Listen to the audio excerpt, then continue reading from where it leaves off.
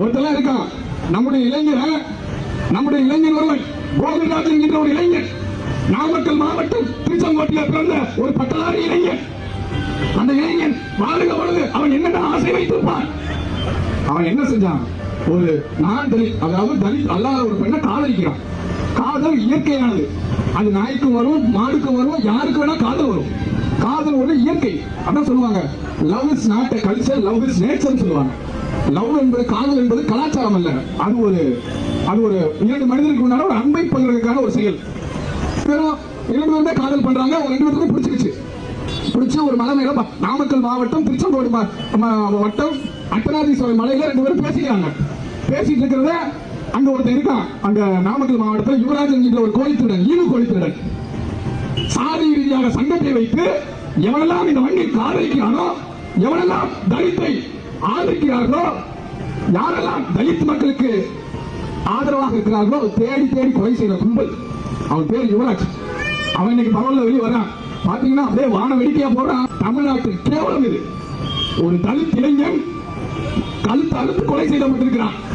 ஒரு தலித் இளைஞன் கழுத்தை அறுத்து கொலை செய்யப்பட்டிருக்கிறான். கிட்டத்தட்ட அவனுடைய போஸ்ட்மார்ட்டம் ரிப்போர்ட்டை பார்த்தோம்னா, அவனுடைய போஸ்ட்மார்ட்டம் ரிப்போர்ட் என்ன சொல்லுதுன்னா, அந்த கோகுல்ராஜ் என்கிற ஒரு இளைஞனை அவனுடைய நாக்கை வெட்டியிருக்கிறார்கள். எப்படி?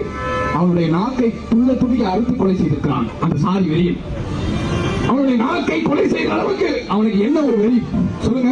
நாக்கு ஒரு அனுப்பானா? மனுஷனா பிறந்தவன் நாக்கு அனுப்பானா? எவனாவது கொலை செய்யக்கூடியவன்? அதுக்கு என்ன ஒரு உங்களுக்கு எல்லாம் காதல் வரவே கூடாதுங்கிற ஒரு அபாய எச்சரிக்கையா விடுறான். நாக்கு இருக்கிறான்.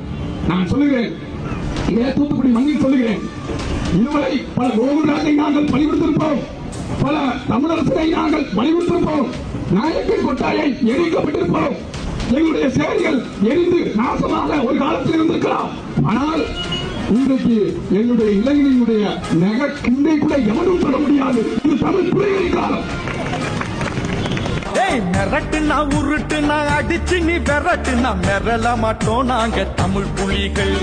புலியே நீ சிறுடா, தடையே நீ மீறுடா, நெருங்கடி வருகையில் நியாயத்தை கூறுடா.